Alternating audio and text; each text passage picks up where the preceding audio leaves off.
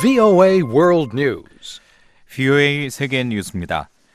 마이크 폼페오 미 국무장관은 최근까지 북한과의 논의에서 진전이 있었고 2차 미북 정상회담이 열리는 2월 말까지 더 많은 진전이 있을 것으로 기대한다고 밝혔습니다. 폼페오 장관은 어제 화상 연결로 진행한 다보스 세계경제포럼 연설에서 그동안 북한과 많은 논의를 했다며 김영철 북한 노동당 부위원장이 지난주 워싱턴을 방문했을 때 추가로 진전이 이루어졌다고 말했습니다. 이어 폼페오 장관은 스티븐 비건 대북정책 특별대표와 최선희 북한 외무성부상의 스웨덴 회동을 언급하며 지난해 6월 싱가포르 정상회담 합의와 관련해 몇몇 복잡한 사안들을 이 자리에서 논의할 수 있었다고 설명했습니다. 그러면서 여기서도 약간의 추가 진전이 있었다고 말했습니다. 폼페오 장관은 또 싱가포르 정상회담에서 제시한 비핵화를 성취하고 두 정상이 동의한 한반도 안전과 안정, 평화를 달성하는 과정에 여전히 많은 단계들이 남아있다고 강조했습니다. 또 이 같은 목표를 반드시 달성할 것이라며 2차 미북 정상회담이 열리는 2월 말에는 비핵화와 관련해 또 다른 좋은 이정표가 생길 것이라고 말했습니다. 한국 정부는 일본 해상자위대 초계기가 동중국해 인근 해상에서 자국 해군 구축함을 향해 근접 위협 비행했다며 일본 측을 강력히 규탄했습니다. 한국합동참모본부는 오늘 기자회견을 열고 이날 오후 2시경 이어도 인근 해상에서 일본 초계기가 한국 해군 함정을 명확하게 식별한 상황임에도 불구하고 거리 약 540m, 고도 약 60에서 70m, 저고도로 근접 위협 비행했다면서 명백한 도발 행위로 간주한다고 밝혔습니다. 합참은 일본 초계기가 지난해 12월 20일과 이달 18일과 22일에도 자국 해군 함정에 대해 근접 위협 비행했다고 주장했습니다. 한국 국방부는 이날 주한 일본 대사관 무관을 불러 일본 초계기의 근접 위협 비행에 항의한 것으로 알려졌습니다. 스가 요시히데 일본 관방장관은 이날 정례 브리핑에서 관련 내용을 보고받았지만 상세히 알지는 못한다며 한일 방위당국 간 확실하게 의사소통을 도모해가는 것이 중요하다고 생각한다고 말했습니다. 아베 신조 일본 총리와 블라디미르 푸틴 러시아 대통령이 어제 정상회담을 열고 평화조약 체결 문제를 논의했지만 구체적인 진전은 없었던 것으로 알려졌습니다. 일본 NHK 방송은 두 정상이 회담에서 구체적인 진전 없이 견해 차이를 드러냈으며 쿠릴 열도 문제를 포함해 평화조약 체결을 위한 협상을 가속화하기로 합의했다고 보도했습니다. 아베 총리와 푸틴 대통령은 이날 모스크바 크렘린궁에서 3시간여 동안 비공개 회담을 열고 경제와 외교, 군사 교류 등 다양한 분야에 걸친 양국의 협력 확대 방안을 논의한 것으로 알려졌습니다. 푸틴 대통령은 회담 뒤 공동 기자회견에서 두 나라가 모두 받아들일 수 있는 해법을 찾기 위해 포괄적인 협력 관계를 발전시켜야 한다고 말했습니다. 2014년 군사 쿠데타 이후 군부가 통치하고 있는 태국에서 오는 3월 민정이양을 위한 총선이 실시될 것으로 알려졌습니다. 언론들은 마화 와치랄롱콘 태국 국왕이 오늘 총선 실시를 지시하는 칙령을 발표했다고 보도했습니다. 입헌 군주국인 태국에서 헌법에 따라 칙령이 왕실 관보에 게재된 날로부터 닷새 이내에 선거관리위원회는 총선일을 공식 발표하게 됩니다. 태국 정부 고위관리는 오는 3월 24일에 선거를 하는 방안이 유력하다고 밝혔습니다. VOA 세계뉴스 다음 소식입니다. 최악의 경제난에 시달리고 있는 베네수엘라에서 오늘 전국적인 대규모 반정부 시위가 열릴 예정입니다. 언론들은 새로운 야당 지도자로 떠오르고 있는 후안 과이도 국회의장의 주도로 니콜라스 마두로 대통령의 재임에 반대하는 시위가 베네수엘라 전역에서 열릴 예정이라고 보도했습니다.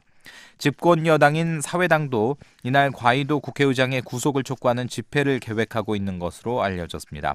과이도 국회의장은 군부의 지지와 함께 마두로 대통령의 퇴진을 이끌어내고 자신이 과도 정부 대통령을 맡아 다시 선거를 실시할 것이라고 주장해왔습니다.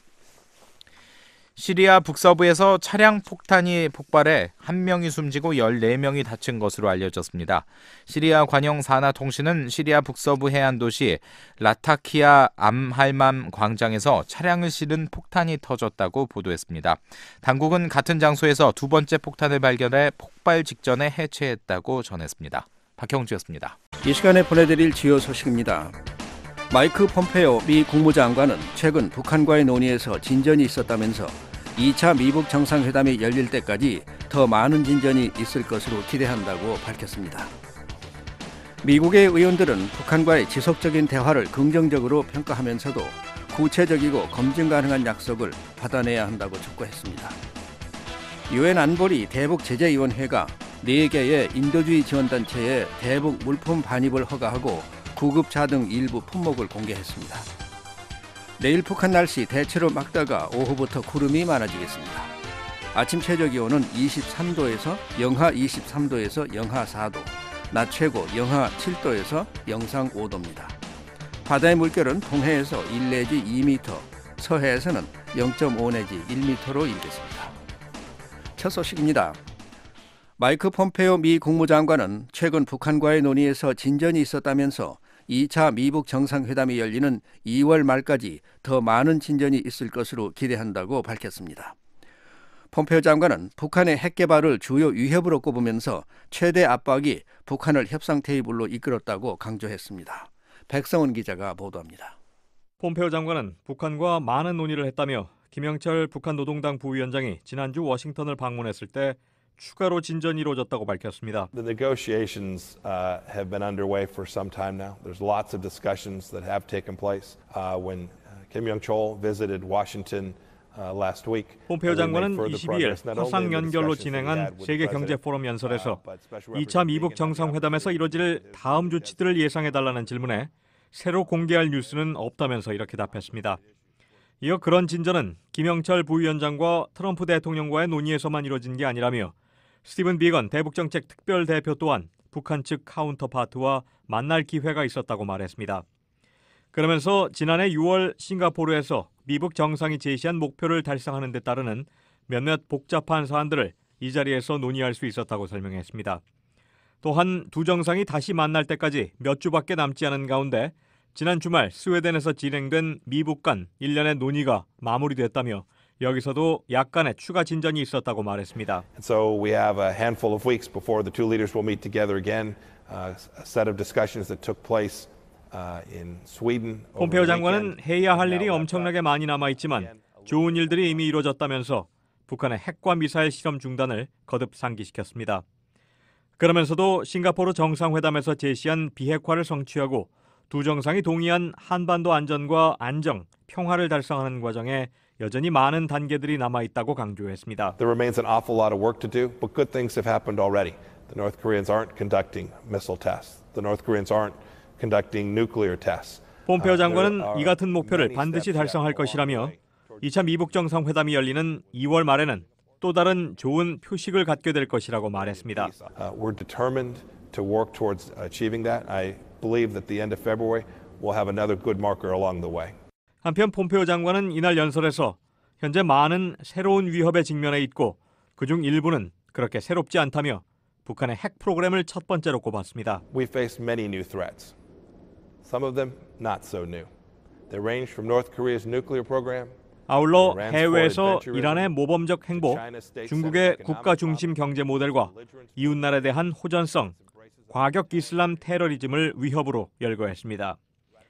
그러나 미국의 중심적인 역할 아래 이뤄진 국제사회 협력으로 이 모든 부문에서 진전을 만들었다며 북한에 가한 최대 압박을 대표적인 예로 들었습니다.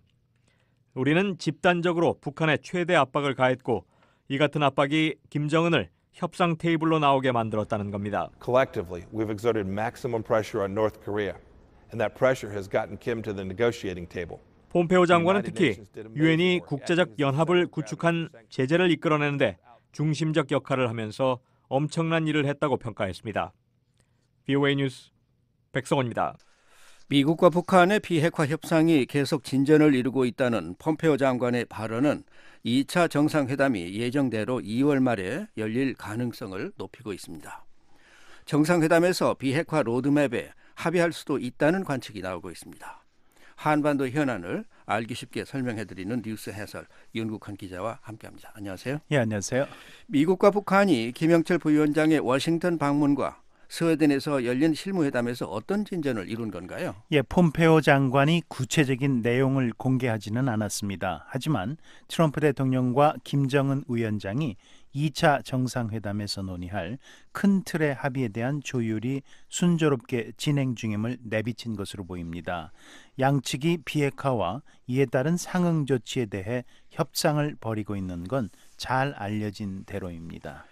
양측이 주고받기식 협상을 벌이고 있다는 얘기네요. 그렇습니다. 폼페이오 장관의 발언은 미북 양측이 북한이 주장해온 행동 대 행동 원칙에 따른 단계적 동시적 비핵화를 전제로 협상을 진행 중임을 내비친 것입니다. 이는 장기간 교착 상태에 있던 비핵화 협상의 중요한 전환점이 될 전망입니다. 선 비핵화 후 보상이라는 미국의 방침이 바뀐 것으로 볼 수 있기 때문입니다. 북한이 비핵화 조치를 취하면 그에 상응한 미국의 보상이 제공될 것이라는 의미죠. 맞습니다. 미북 협상이 그동안 교착 상태에 있었던 건 불확실한 상응 조치 때문이었습니다. 북한은 김정은 위원장과 문재인 한국 대통령의 평양 공동선언에서 미국의 상응 조치를 전제로 영변 핵시설 폐기를 제안했지만 미국은 아무런 반응도 보이지 않았습니다. 그러자 북한은 이에 불만을 품고 석 달 가까이 미국과의 고위급 회담을 거부했습니다. 양측의 협상은 김영철 부위원장의 워싱턴 방문과 트럼프 대통령 면담으로 다시 본궤도에 오른 것으로 보입니다. 현재 미국과 북한이 협의 중인 조치들이 어떤 게 있나요? 북한의 비핵화와 관련해서는 폐쇄된 풍계리 핵실험장과 동창리 미사일 엔진 시험장에 대한 사찰, 영변 핵시설 폐기와 사찰, 핵과 미사일 활동 동결, 그리고 대륙간 탄도미사일 반출과 폐기 등이 논의 중인 것으로 알려졌습니다. 이에 대한 미국의 상응 조치로는 인도주의 지원과 종전선언, 연락사무소 설치, 제재 일부 완화 등이 거론되고 있습니다. 미국과 북한의 협상은 이런 조치들을 어떻게 조합해 실행해 나갈지에 초점이 맞춰져 있겠군요. 만일 양측이 이번에 어떤 내용의 조합이든 합의에 이른다면 비핵화 완료와 관계 정상으로 이어지는 전반적인 로드맵 작성도 가능할 것이란 관측이 나오고 있습니다. 로드맵 작성은 쉽지 않은 과정이지만 합의에 이를 경우 비핵화의 속도가 상당히 빨라질 수 있습니다. 싱가포르 정상회담의 공동성명에는 미군 유해 송환에 관한 조항이 있습니다. 2차 정상회담의 의제에 이 문제도 포함될까요? 미군 유해 송환은 트럼프 대통령이 큰 관심을 보이고 있는 사안입니다. 2차 정상회담에서 이번에 북한 내 미군 유해 공동 발굴과 이미 수습된 유해의 즉각적인 송환에 합의할 가능성이 큽니다. 미국은 해외에서 전사한 미군 유해 송환을 인도주의 차원에서 매우 중시하고 있습니다. 그런데도 이 문제는 비핵화에 가려서 별다른 주목을 받지 못했습니다. 2차 정상회담에서 아직 한 달여 남았는데요. 양측의 실무회담이 계속될까요? 미국과 북한은 스웨덴에서의 실무 협상을 통해서 스티븐 비건 대북정책 특별대표와 최선희 외무성 부상관 대화 채널을 확고히 한 것으로 보입니다. 이 채널은 정상회담이 열릴 때까지 가동될 가능성이 큽니다. 필요한 경우 폼페이오 장관과 김영철 부위원장 간 고위급 회담이 다시 열릴 가능성도 배제할 수 없습니다. 폼페이오 장관은 2차 정상회담 때까지 아직 해야 할 일이 많다고 밝히고 있습니다. 고위급 회담과 실무회담에서 진전을 이루고 있다면 2차 정상회담의 시기와 장소가 조만간 발표되지 않을까요? 정상회담이 한 달여 앞으로 다가온 만큼 미국과 북한은 곧 경호와 의전을 위한 선발대를 현지에 파견할 것으로 보입니다. 이렇게 되면 보안을 유지하기가 쉽지 않을 텐데요. 이르면 다음 달 초께 회담의 구체적인 날짜와 장소가 발표될 것으로 보입니다. 한반도 현안을 알기 쉽게 설명해드리는 뉴스 해설 윤국환 기자였습니다.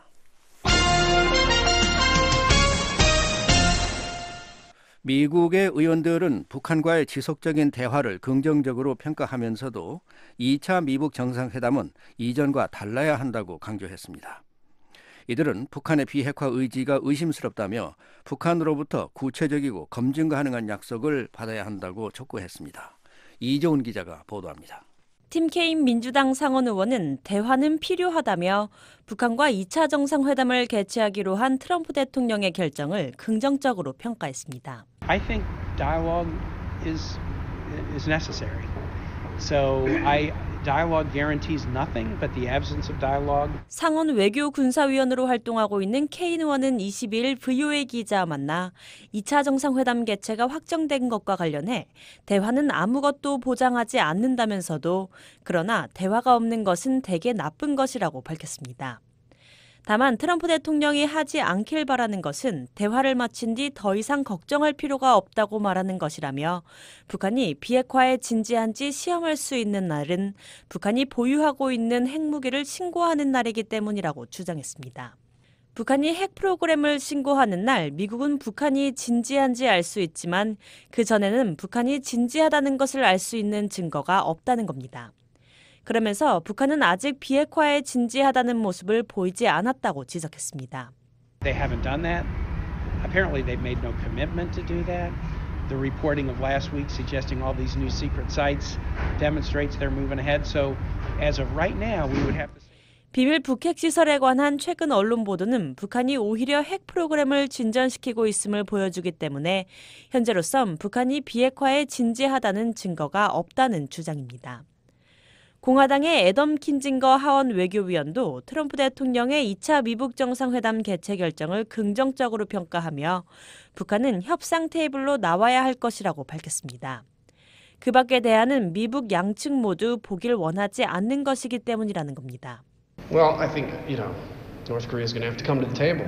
They're going to have to come our way. It's one thing to meet. I'm glad we're trying it because I think the alternative is. 이어 미국은 북한의 핵무기 보유를 용납하지 않을 것이고 이런 원칙을 지켜야 한다며 2차 정상회담이 상황을 바꾸게 될 또 다른 기회가 되길 바란다고 강조했습니다.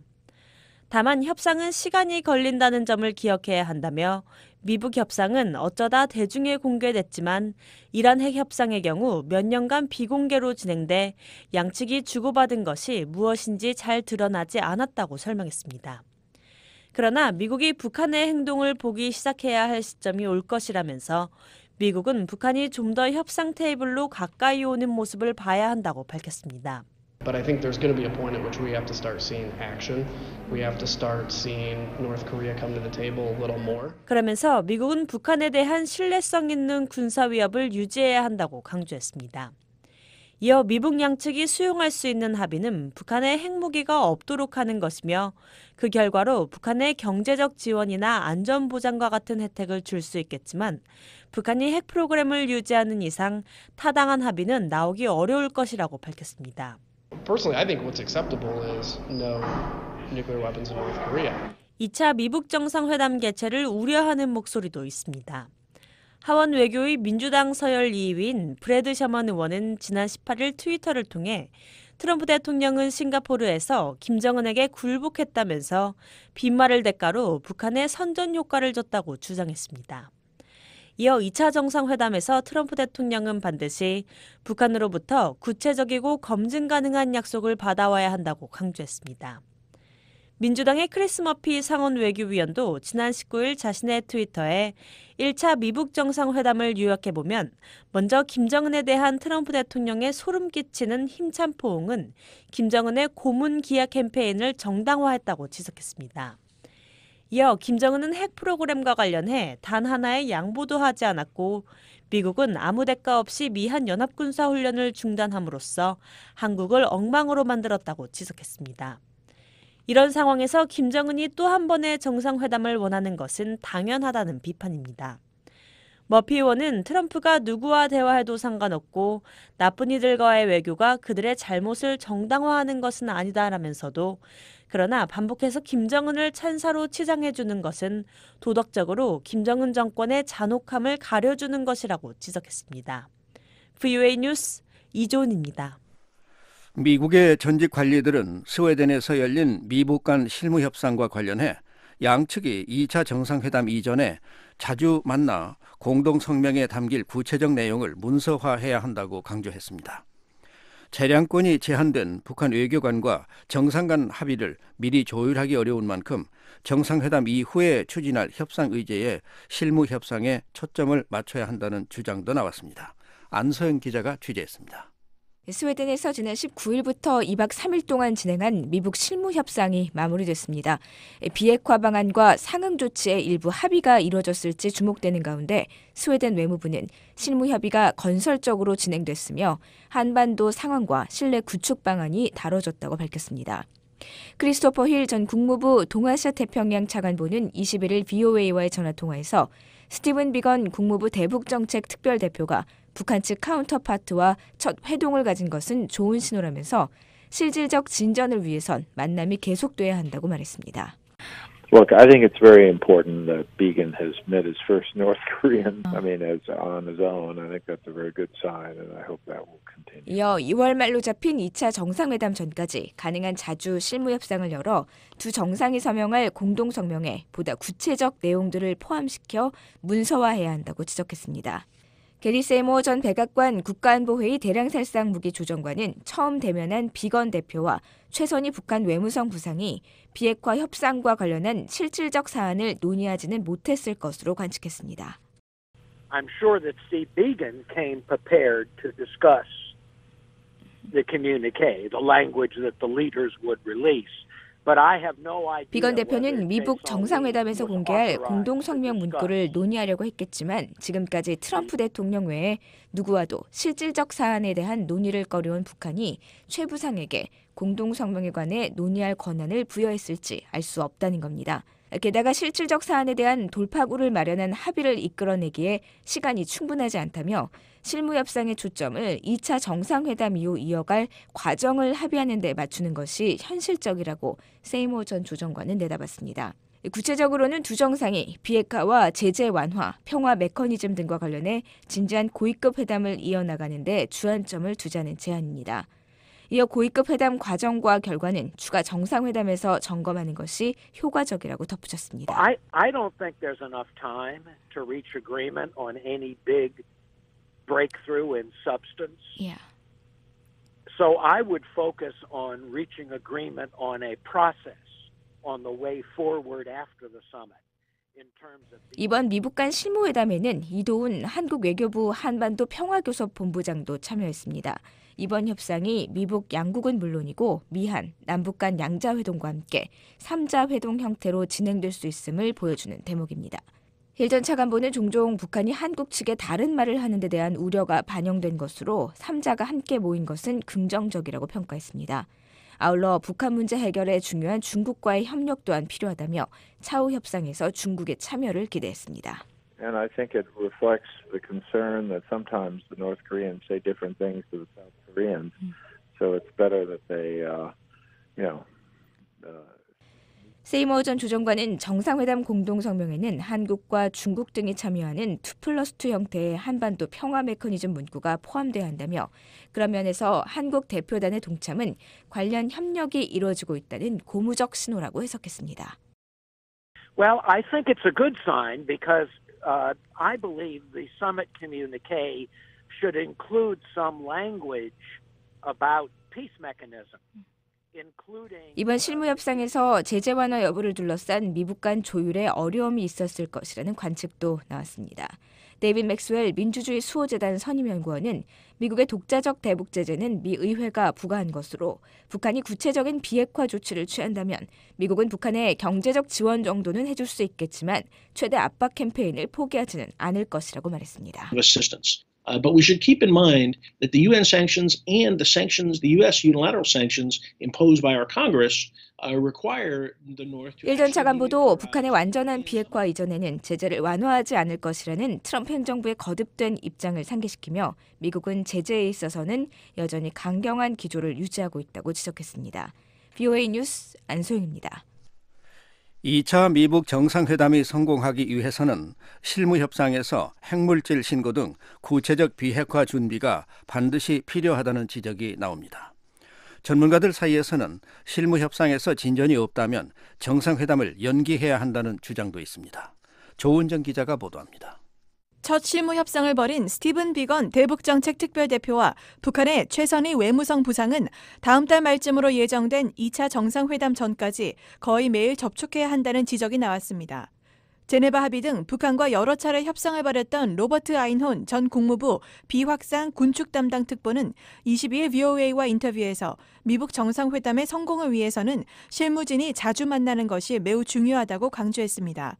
그러면서 2차 미북 정상회담에서는 구체적인 비핵화 조치가 합의될 수 있어야 한다면서 추상적이고 모호한 성명이 또다시 나온다면 정상회담은 큰 실패라고 지적했습니다. For me, a very important interim step, partial step, would be an agreement that the North would declare all of its facilities for the production of fissile material, not just at Yongbyon, but anywhere in North Korea, to declare them.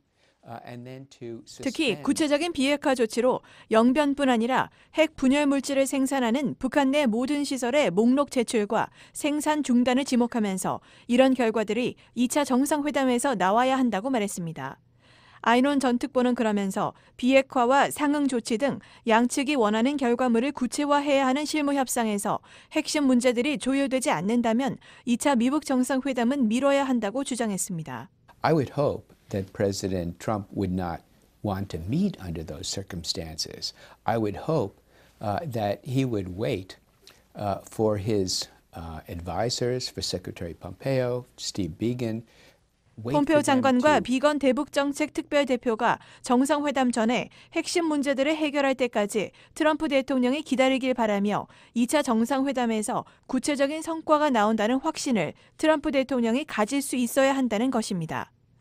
미북 실무 협상이 구체적인 결과를 내기 어려울 것이라는 전망도 나옵니다. 미 해군 분석센터의 켄 고스 적국 분석국장은 22일 VOA 인터뷰를 통해 최종 결정은 양측 정상들이 할 수 있고 실무 협상자들은 운신의 폭이 좁아 진전을 내기 어려울 수 있다고 말했습니다.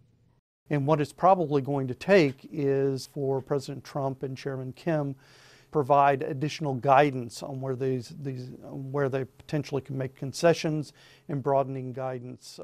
고스 국장은 따라서 트럼프 대통령과 김정은 위원장은 실무진에 포괄적인 추가 지시를 내려 이들이 경우에 따라 양보를 할 수도 있을 여지를 줘야 의미 있는 실무 협상 결과를 낼 수 있을 것이라고 강조했습니다. 또 현재 미국과 북한의 입장은 동떨어져 있다면서 양측이 공통 분모를 찾을 수 있는 방법을 모색해야 한다면서 2차 정상회담에서 북한은 핵시설 동결, 미국은 경제적 양보를 서로 주고받으면 큰 성과로 볼 수 있을 것이라고 밝혔습니다. VOA 뉴스 조은정입니다.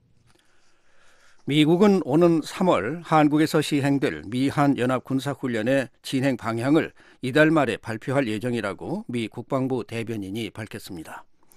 크리스토퍼 로건 미 국방부 동아시아 태평양 담당 대변인은 22일 이달 말로 예정된 2차 미북 정상회담 일정이 3월 실시되는 미한 군사훈련인 키 리솔브 훈련에 영향을 주느냐는 VOA의 질문에 이같이 답했습니다. 로건 대변인은 이와 관련해 한국 당국과 협력을 계속하고 있으며 최종 결정이 내려지지 않았다고 밝혔습니다. 앞서 일부 한국 언론은 2차 미북 정상회담이 다음 달 말 개최되는 가능성이 큰 만큼 미한 군 당국이 키 리솔브 연습 기간을 10일 정도로 축소하는 방안을 유력하게 검토하고 있다고 보도한 바 있습니다. 또 매년 4월 대규모로 실시하던 야외 기동 훈련인 독수리 훈련도 규모를 축소해 연중 실시하는 쪽으로 협의 중인 것으로 알려졌습니다.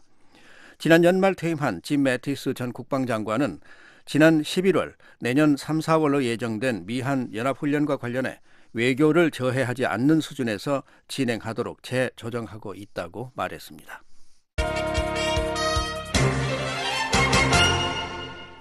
미국과 한국의 방위비 분담금 협정이 지난 연말 완료됐지만 양국이 새 협정에 합의하지 못하고 있습니다. 한국이 지불할 방위비 비용과 협정 유효 기간을 놓고 양측이 절충을 모색하고 있는 것으로 알려졌습니다. 트럼프 행정부 출범 이후 동맹국과의 첫 방위비 협상인 만큼 결과에 관심이 쏠리고 있습니다. 박형주 기자가 보도합니다.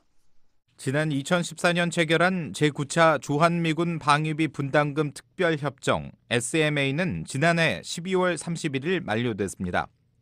미국과 한국 정부는 지난해 10차례 회의를 하며 올해부터 적용할 새 분담금 협정 체결을 시도했지만 현재까지 합의하지 못했습니다. 지난해 9차 회의에서 양측이 상당히 견해 차이를 좁혔지만 도널드 트럼프 대통령의 강력한 의지에 따라 미군이 막판에 요구 조건을 높이면서 협상이 원점으로 돌아간 것으로 알려졌습니다. 양측 쟁점은 크게 두 가지, 한국이 부담할 분담금 비용과 협정 유효 기간입니다.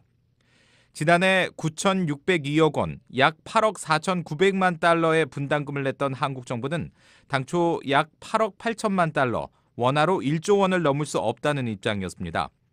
또 9차 협정의 유효 기간이 5년이었던 만큼 이번에도 단연 계약 체결을 바라고 있습니다. 하지만 미국은 애초 16억 달러를 제시했지만 한국이 강하게 반발하자 최근에는 10억 달러, 유효 기간 1년을 제시한 것으로 전해졌습니다. 최근 한국 언론은 해리 해리스 주한 미국 대사가 지난 연말 한국 청와대 측에 이 같은 최종안을 전달했다고 보도했습니다. 이에 한국 정부는 분담금 1조 원 이상도 검토하는 대신에 협정 유효 기간을 3년으로 미국 측에 역제한한 것으로 알려졌습니다. 방위비 분담금은 주한미군 주둔 비용 중 한국이 분담하는 몫으로 주한미군에서 근무하는 한국인 직원 인건비와 각종 기지 내 건설 비용, 또 군수 지원비 등의 명목으로 쓰입니다. 미국은 1990년까지 주둔 비용을 사실상 전액 부담했지만 1991년부터 양측이 방위비 분담 특별협정을 통해 비용을 분담하고 있습니다. 올해부터 적용하는 제10차 협정은 동맹국의 방위비 분담 증액을 강조하고 있는 트럼프 행정부가 동맹국과 벌이는 첫 방위비 협상의 결과물이 되는 셈입니다. 또 한국과의 협상 결과가 내년에 진행될 일본, 북대서양조약기구 나토와의 협상에도 직접 영향을 끼칠 수 있습니다. 그런 만큼 트럼프 대통령도 이번 협상에 높은 관심을 보이고 있는 것으로 전해졌습니다. 트럼프 대통령은 협상이 난항을 겪던 지난달 자신의 트위터를 통해 미국은 전 세계 부유한 국가의 군대에 실질적인 보조금을 지급하고 있지만 이들은 무역에서 미국을 완전히 이용하고 있다고 비판했습니다. 당시 트럼프 대통령이 관련 국가를 직접 거론하진 않았지만 후보 시절부터 한국과 일본 등을 안보 무임승차국으로 지목해온 만큼 주한미군 방위비 분담금 협상에 대한 압박으로 풀이됐습니다. 한국 정부는 일본, 독일보다 한국의 분담금 비중이 더 높으며 방위비 분담금 이외에도 토지와 인력 제공, 각종 수수료 감면의 지원까지 고려하면 한국의 분담률은 훨씬 크다는 입장입니다. 워싱턴 포스트는 20일 티모시 배츠 국무부 부차관보가 한국과의 분담금 협상을 이끌고 있지만 백악관으로부터 직접 지침이 하달되고 있다고 보도했습니다. 또 신문은 트럼프 대통령이 이런 상황에서 주한미군 철수나 감축을 북한과의 협상 카드로 사용할 수 있다는 일부 전문가들의 우려를 전하며 2차 미북 정상회담 이전에 방위비 협상에 합의하지 못하면 위험성이 더욱 커질 것이라고 경고했습니다. 한편 미군 기관지 성조지는 미국이 최근 한국 측에 협정 공백 상황이 지속하면 4월 중순 이후 주한미군 부대 내 한국인 근로자의 무급 휴직이 불가피하다는 뜻을 통보했다고 전했습니다. 국무부 대변인은 성조지에 입장 차이가 이상적인 것은 아니지만 종종 있었던 일이었다고 말했습니다. 실례로 지난 2014년 9차 협정 때도 합의 지연으로 인한 무협정 상태가 넉 달 이상 발생한 적이 있습니다. 이런 가운데 마이크 폼페오 국무장관과 강경화 한국 외교부 장관은 양측이 모두 수용할 수 있는 합리적 타결안에 조속히 합의할 수 있도록 노력하기로 한 것으로 전해졌습니다. VOA 뉴스 박형주입니다. 미국 내 탈북민들은 트럼프 행정부의 대북 접근법에 대해 엇갈리는 견해를 보였습니다. 북한에 대한 유화적인 태도보다 압박을 강화해야 한다는 주장과 대화를 하는 동안에는 북한의 요구를 고려할 수밖에 없다는 현실론으로 나뉘었습니다. 이현철 기자가 전해드립니다. 워싱턴의 민간단체인 북한인권위원회 그레그 스칼라튜 사무총장은 22일 BOA와의 전화통화에서 북한에 대한 미국의 전략적 목표에는 변함이 없다고 말했습니다. 미국과 UN 국제사회의 기본적인 전략적 목표는 북한의 완전한 검진 가능한 비핵화입니다. 스칼라튜 사무총장은 미국이 자국의 위협이 되는 장거리 미사일만 제거하고 다른 문제들은 거론하지 않을 것이라는 일부 언론 보도는 과장된 것으로 생각한다고 말했습니다. 그러면서 아직까지는 미국의 전략적인 입장이 변하지 않은 것으로 판단한다고 덧붙였습니다. 다만 아직까지는 그런 방향으로 가지 못하고 있다며 김정은 정권의 전략적 태도가 변해야 장기적으로 좋은 결과를 거둘 수 있을 것이라고 말했습니다.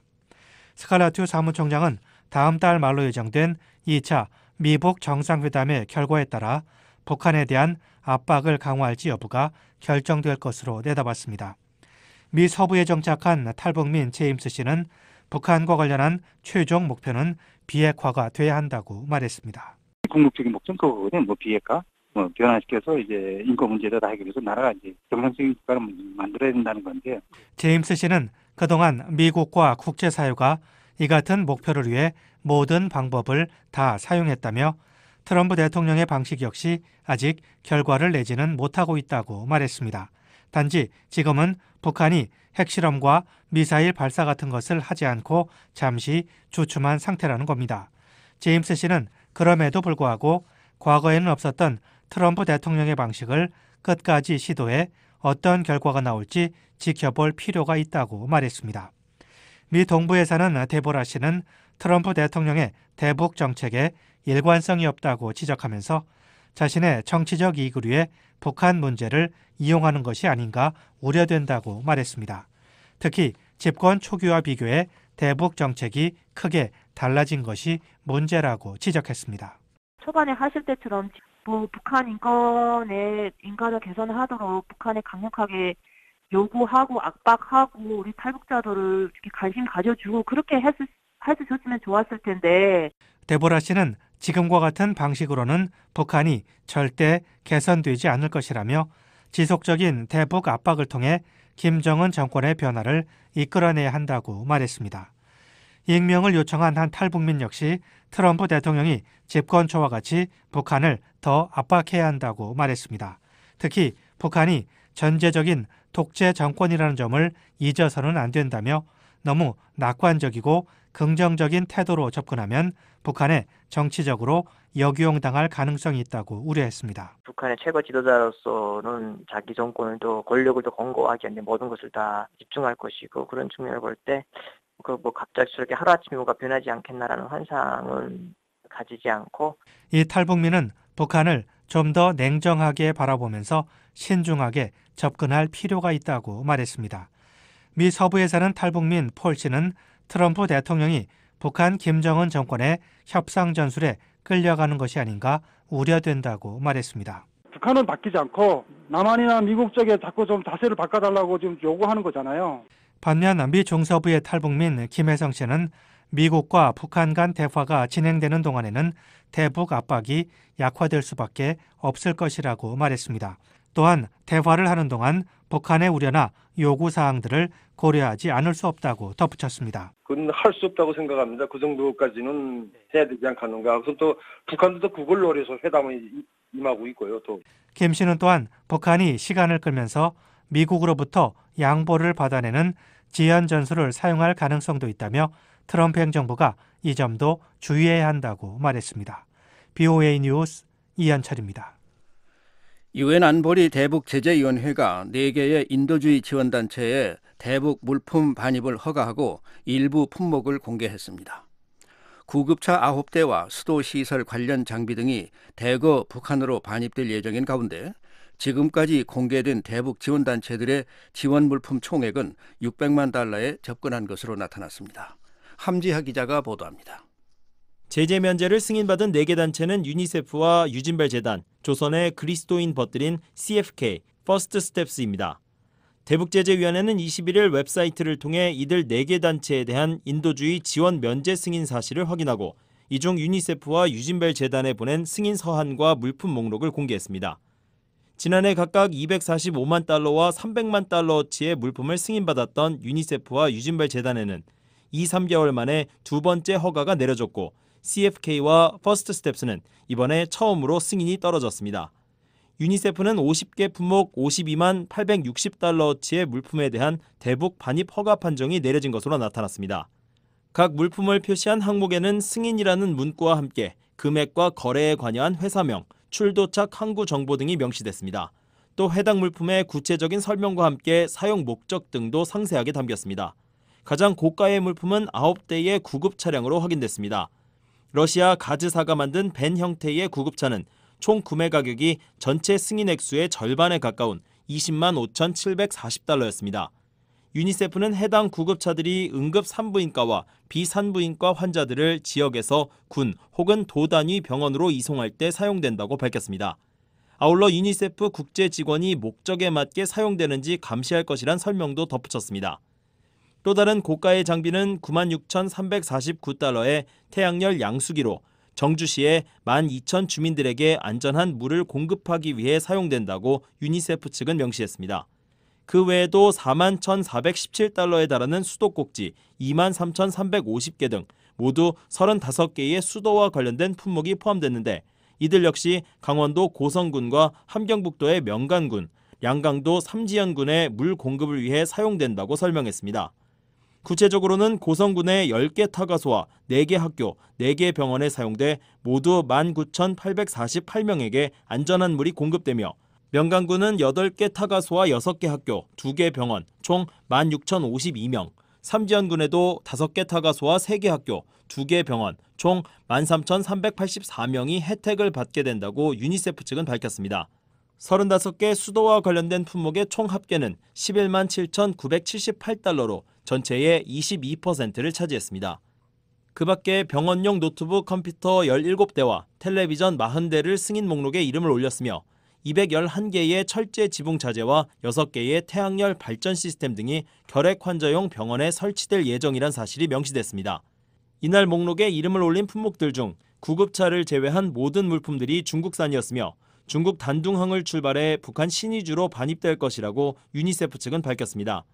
유진벨 재단은 단 3개 품목만을 허가받았습니다. 이번에 공개된 유진벨 재단의 허가 품목 목록에는 마이크와 스피커로 구성된 총 2개 세트가 각각 1개 품목으로 기재됐고 12개들이 볼펜 2상자가 또 다른 품목으로 이름을 올렸습니다. 유니세프와 달리 유진벨 재단의 목록에는 구체적인 물품에 대한 정보와 수량, 원산지 정보만이 담겼을 뿐 금액과 제조사, 판매처 등은 공개되지 않았습니다. 다만 이들 3개 품목의 성격으로 볼 때 고가는 아닐 것으로 추정됩니다. 대북제재위원회를 이끌고 있는 유엔 주재 독일 대표부의 크리스토프 호이스겐 대사는 유니세프와 유진벨 재단에 각각 보낸 서한에서 이번 결정이 대북제재결의 2270호와 2397호에 따라 이뤄졌다고 밝혔습니다. 그러면서 대북제재위원회는 안보리 결의를 통해 부과된 대북제재가 북한 주민들에게 부정적인 영향을 끼치는 것을 목적으로 하지 않는다는 점을 거듭 강조한다고 설명했습니다. 다만 위원회는 대북 인도적 지원을 제공하는 관련 기관들이 위원회가 승인한 면제 시한을 준수하고 각국의 법과 규정, 금융과 상업 거래에 대한 면허 요건, 그리고 관련 국가의 운송과 세관 절차를 철저히 지킬 것을 요청한다고 덧붙였습니다.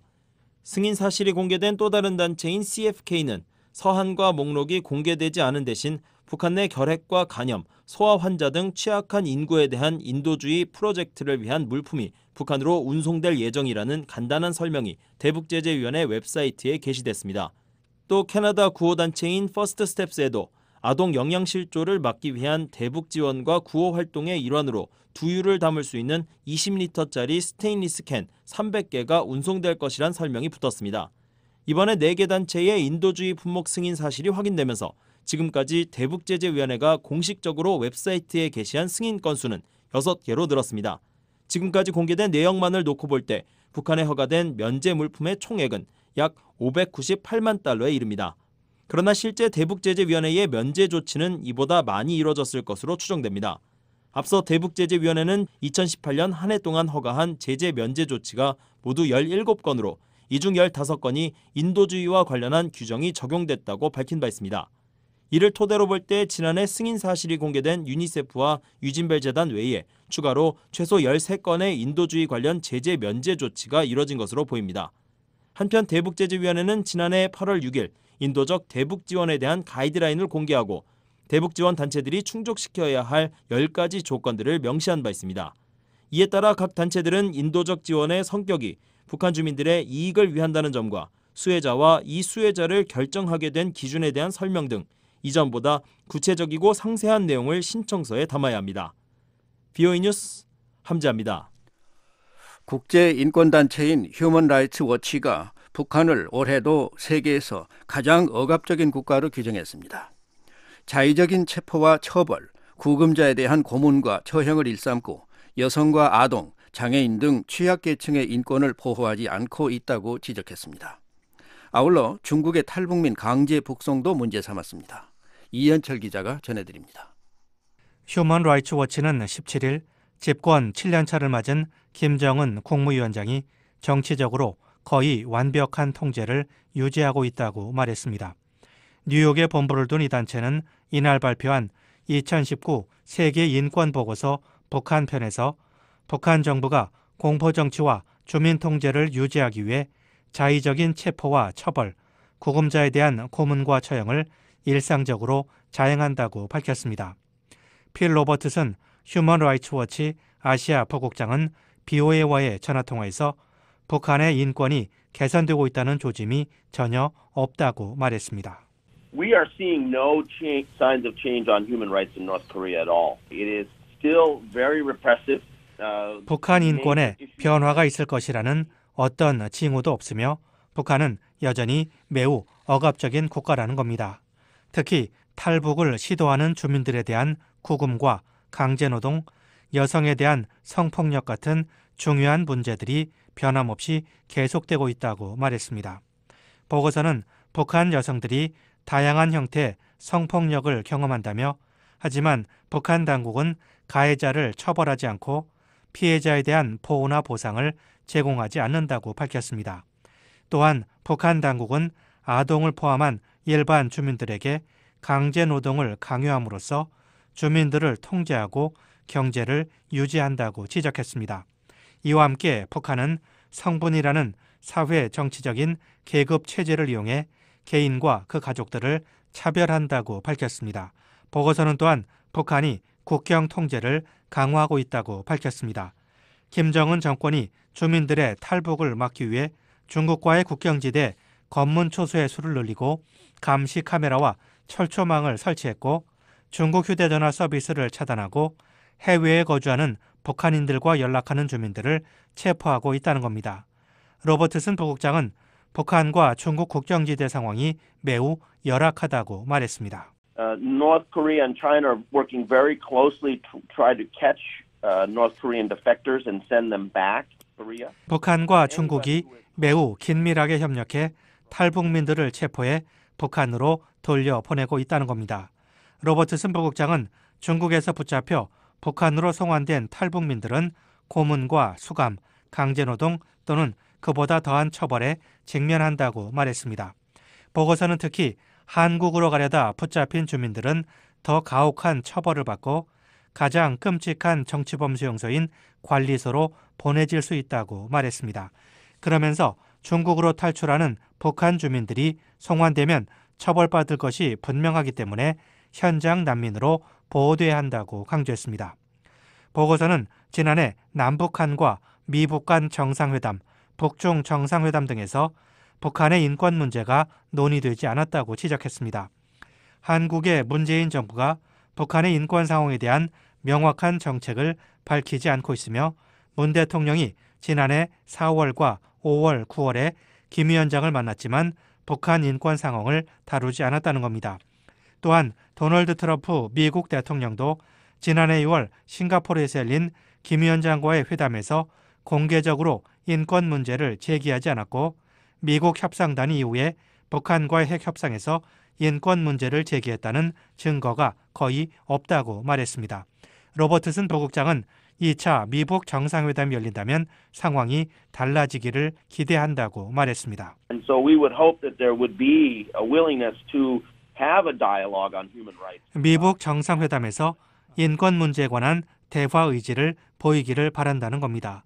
보고서는 이 밖에 중국은 인권 문제와 관련해 북한을 압박할 수 있는 능력을 갖고 있지만 지난해 3차례 정상회담 등에서 그런 압력을 행사하지 않았다고 말했습니다. BOA 뉴스 이한철입니다. 러시아가 북한에 공급한 정제류 양을 갱신했습니다. 지난해 11월 한 달 동안 3,400톤을 반입했다고 유엔에 보고했는데 중국이 공급한 양을 더하면 한 해 허용치의 70% 수준에 다다른 것으로 나타났습니다. 이은경 기자가 보도합니다. 지난해 북한에 공식 반입된 정제유가 4만 톤을 넘겼습니다. 유엔 안보리 대북제재위원회는 22일 러시아가 지난해 11월 3,370톤의 정제유를 북한에 반입했다며 이를 웹사이트에 게시했습니다. 이로써 기존 3만 8천 톤이던 대북 정제유 반입량은 4만 1,000톤으로 증가했습니다. 앞서 중국 정부는 18일 지난해 11월과 12월치 대북 정제유 공급량에 대한 보고를 마친 바 있습니다. 다만 러시아가 아직 12월치 공급량을 보고하지 않아 2018년 북한에 공식으로 반입된 정제유 총량은 집계되지 않고 있습니다.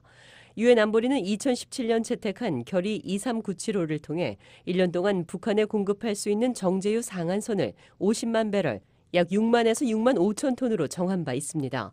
현재까지 대북 반입량은 63 내지 69% 수준으로 이후 러시아의 12월 공급량이 추가되면 70%를 넘길 것으로 예상됩니다. 따라서 전체 허용치를 넘기진 않을 것으로 보입니다. 그러나 이는 공식 보고된 정제유만을 근거로 했기 때문에 실제 북한에 반입된 양은 훨씬 더 많다는 게 미국 정부의 판단입니다. BOA 뉴스 이은경입니다. 조지 부시 전 미국 대통령을 기념하기 위해 설립된 부시 센터가 지난 2년 동안 미국 내 탈북민 18명에게 장학금을 지급한 것으로 나타났습니다. 교육과 멘토링을 통해 미국에서의 삶을 개선할 수 있도록 돕겠다는 취지인데요. 올해도 신청자를 모집하고 있습니다. 이현철 기자가 보도합니다. 미 남부 텍사스주 댈러스에 있는 부시 센터 산하 정책연구소가 제3기 북한 자유장학금 신청자들을 모집하고 있습니다. 부시 센터에서 장학금 프로그램을 담당하는 편지은 인권국 차장은 16일 BOA와의 전화통화에서 북한 자유장학금은 미국 내 탈북민들이 교육을 통해서 삶을 개선할 수 있는 기회를 제공하기 위한 것이라고 말했습니다. 북한 자유장학금은 미국의 탈북자들이 좀 더 생산적이고 또 풍요로운 삶을 사는 데 필요한 기회들을 제공하고자 만들어졌고요. 편 차장은 미국 내 탈북민들이 자립해서 잘 살고 있지만 경제적 여건 때문에 교육을 통해 삶을 개선할 기회를 많이 갖지 못하고 있다는 조사 결과가 있었다고 말했습니다. 그러면서 미국 내 한인 사회와 다른 사회 지도자들과 협력해 2017년에 36만 7,400달러의 기금을 모금했고 이를 바탕으로 2017년에 8명, 2018년에 10명 등 모두 18명의 탈북민들에게 장학금을 지급했다고 설명했습니다. 의사, 종교인, 금융인 등을 꿈꾸는 탈북자 대학생, 그리고 대학원생들이 장학금을 받았습니다. 그래서 지금까지 총 18명의 탈북자들이 5만 1,000불의 장학금을 받았습니다. 편 차장은 또 지난해부터는 단순히 장학금 지급에 그치는 것이 아니라 1:1 멘토링 프로그램을 통해 생활과 학업, 취업, 문화 적응 등 다방면에서 도움과 조언을 받을 수 있도록 했다고 덧붙였습니다. 그러면서 매해 장학금 신청자 숫자가 늘어나고 먼저 문의하는 사람도 늘어나는 등 북한 자유장학금에 대한 탈북민들의 관심이 증가하고 있다고 말했습니다. 또한 그동안 장학금을 받은 탈북민들도 단순히 자신의 성공뿐 아니라 사회에 기여하겠다는 이야기를 많이 하고 있다고 말했습니다. 이 탈북자 분들께서 단순히 본인들의 성공만을 생각하는 것이 아니라 어떻게 하면 이 미국 사회에 잘 정착하고 성공하여서 북한과 그리고 또 미국에 기여할 수 있는 그런 삶을 살고자 하시는지를 볼 수 있어서 감사했습니다. 편 차장은 탈북민들이 미국에 잘 정착해서 사는 것이 북한의 자유를 증진하는 데 중요한 자산이 될 것이라고 말했습니다. 북한 자유장학금 신청 대상은 미국 시민권자나 영주권자 가운데 북한에서 태어났거나 북한에서 태어난 뒤 합법적인 이민 절차를 거쳐 미국에 정착한 사람들의 직계 가족입니다. 장학금 규모는 연간 1인당 최고 15,000달러로 마감 시한은 오는 4월 1일입니다. BOA 뉴스 이한철입니다. 지금까지 BOA 뉴스투데이 2부를 보내드렸습니다. 잠시 후에는 역사 속 오늘 세계 뉴스에 이어 생방송 여기는 워싱턴입니다가 방송됩니다. 이 시간에는 북한 날씨, 지구촌 오늘에 이어 미국 대학 소개, 예일대학교 2편을 보내드립니다.